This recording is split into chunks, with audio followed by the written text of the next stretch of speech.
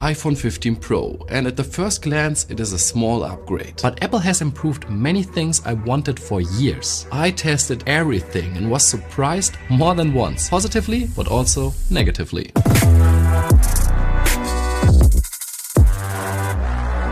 100.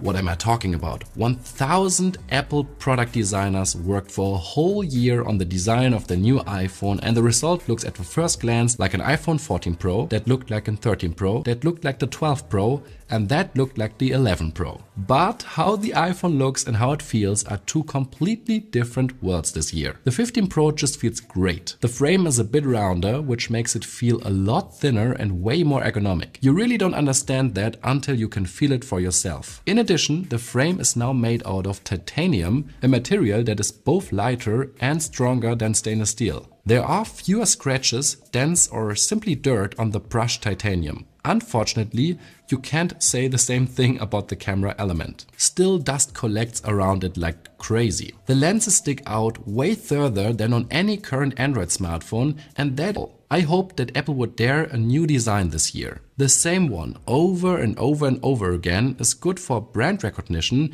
but it's boring for the consumer. I do like that it's now easier to repair the back glass if it cracks. In the past you had to remove the whole frame, and now it's just the glass, and that's good for the wallet and the environment. Both the iPhone 15 Pro and the Pro Max are 11 grams lighter, which sounds like little, but you can feel it, and 19 grams less, and that every day is over 7 kilograms a year. You think this comparison is lame? Yeah, but I'm not anymore, because the iPhone is so much lighter.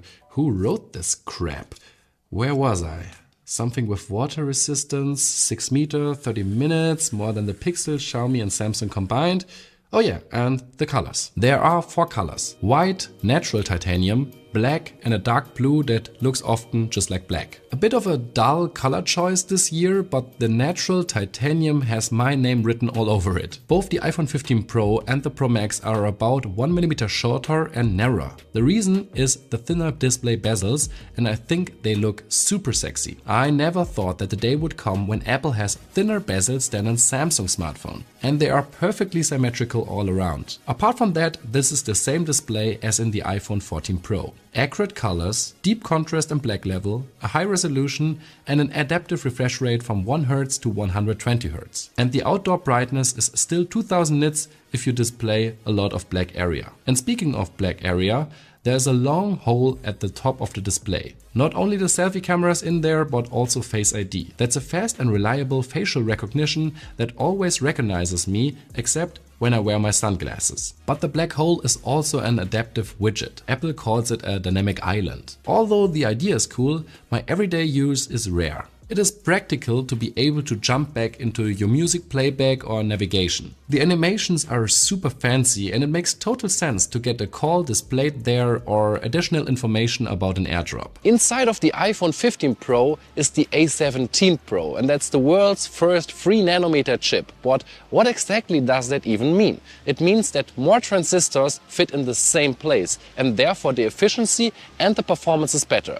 Apple says up to 10% for the CPU and up to 20% for the GPU, but is it true? The CPU is about 40% faster than the Snapdragon 8 Gen 2 in Geekbench 6, which is currently the fastest Android processor, and the GPU is about 7% faster. However, the A17 Pro quickly throttles down 30% in the 3D Mark stress test, and 50% after 20 minutes. That's a bit of a shame to see, even though the performance is still higher than that of the Pixel 7 Pro without throttling. In everyday use, the performance is the same from an iPhone 14 Pro, which was already ultra fast and smooth. But this time there are iPhone exclusive games, and not just any. Real console titles like Resident Evil Village, Assassin's Creed Mirage, or The Division Resurgence. And they have really impressive graphics, including ray tracing light effects. But, and that is a big but, they don't run in full resolution. Plus, you are practically forced to use a gamepad, because otherwise half of the picture is used for the controls. I found that the heat development is completely okay, and the stereo speakers once again sound great. But speaking of future-proof, the iPhone will get many software updates, up to 6 years in the past, and therefore we will still see iOS 23. But for now we have iOS 17 and some nice new features. You can fine-tune the lock screen, AirDrop has now a cool animation when you hold two iPhones close together, and widgets are interactive, which makes me very happy. You can make stickers out of any photo, or there is a standby display when the iPhone is charging. Lots and lots of little new features. And in general, I do appreciate how unified iOS looks and all of the beautiful and playful animations. But not everything is perfect. The keyboard autocorrect is still 100 times dumber than the one from Google, and the notification system is still more confusing than on Android. But as far as customization goes, I would argue that Apple now allows even more than Android itself. And the new action button is a great example for that. Since the first iPhone, there has been a switch on the side to toggle between loud and silent. Now it is gone and a button has taken its place. You can assign it freely. Holding it down still activates the silent mode if you wish so, but you can do a flashlight, or you can switch between wallpapers, or you can start the Google Assistant if you don't like Siri. The action button menu looks spectacular, but also somehow untypical for Apple. I find the action button is a great thing, but I would have loved to see a textured button that would be easier distinguishable from the volume rocker. I personally use the button for the camera because you can also take pictures and videos with it. And that is a good time to talk about the camera, isn't it? There are three lenses: a 12 megapixel ultra wide, a large 48 megapixel main sensor, and a 12 megapixel tele. The last are same year, but there are a few new features. Standard photos are no longer 12 megapixel, they are 24 megapixel. They are only 0.2 to 1 megabyte larger and by no means twice as sharp as you might expect, but they are 5 to maybe 10% sharper depending on the subject. In the new Max mode, the photos are twice as big, but they are also much sharper.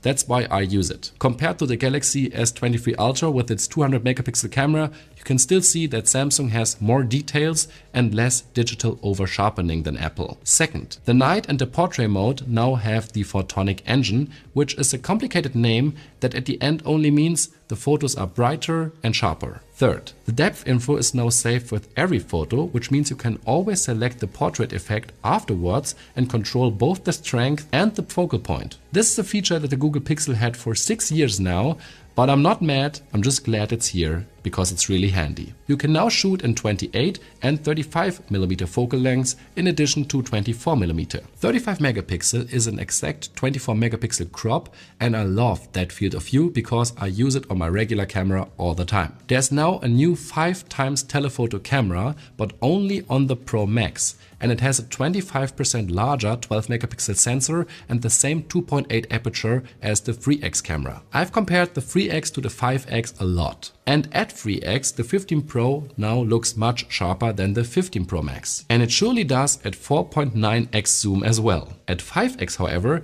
the 15 Pro Max is sharper, but not quite as much sharper as I would have expected. The 15 Pro can still keep up surprisingly well, even if you zoom in 10 times. Sure, the 15 Pro Max is undoubtedly better, but I did expect a little bit more. One explanation could be that the new lens technology is just a bit softer. Here's it next to the Pixel 7 Pro at 5x and next to the Galaxy S23 Ultra with 10x. My biggest criticism of the iPhone 15 Pro camera is the minimum focus distance of the 5x tele and the main camera. You have to be far away from your subject to be sharp. Very often the iPhone switches to the ultra-wide angle, and that is just worse in quality compared to the main camera. I mean, look at the difference a good minimum focus distance can make. This is the Xiaomi 13 Pro with a Leica lens, and the photos there look like a real camera in comparison. Apple does an extremely good job in terms of color reproduction, skin tones and dynamic range.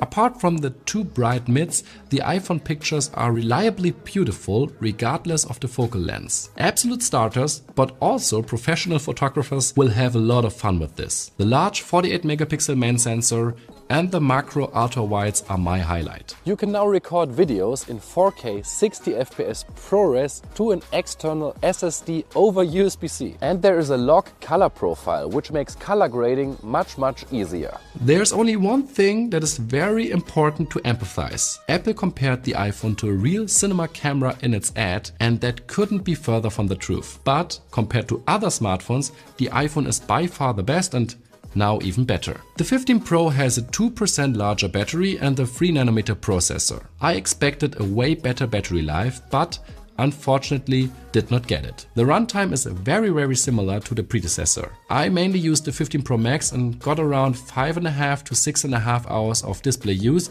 until it was dead. If you are only in Wi-Fi and dark mode, you could add 1 or 2 hours on top of that. The regular 15 Pro is about 1 to 2 hours worse. So no record runtimes, but they can keep up with the Galaxy S23 Ultra or the Honor Magic 5 Pro. Charging is no longer done via Lightning, but finally with USB-C. Yes, the EU has forced Apple to do that, and what can I say? I'm grateful for it. It still feels a little bit surreal to have this port on an iPhone, but it is a true blessing. I can charge my MacBook, Android smartphone, iPad, my scale and my cordless screwdriver and the iPhone all with the same cable. They included a nice cable in the box, it is braided in fabric. All Lightning products still work if you use a €29 adapter. That's typical Apple fashion. I had hoped that the USB-C would mean that we could finally get fast charging in an iPhone, but unfortunately that is not the case. While current Android smartphones charge in about 20 to 30 minutes,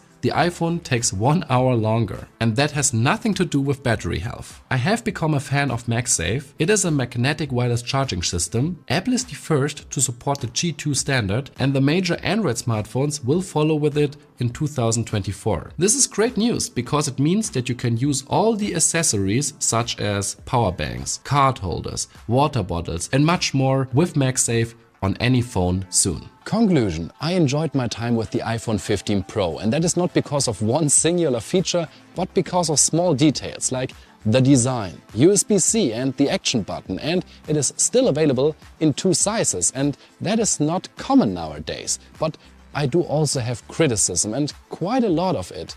Not a huge one, but also tiny criticism, because still the camera is sticking out way too far and you can't really focus up close, and I think that the tele camera should also be in the small one. And I hoped for fast charging and for an even better battery life because of the A17 Pro, but that sadly did not happen. And then there is the price, and it is good news here in Europe because the prices actually went down from 100 to 130 euros, and the US they stay the same, which is great, especially for Apple. And I do think that the iPhone 16 Pro will not be dramatically different, and therefore I think this year is a good time to buy an iPhone if you want an iPhone.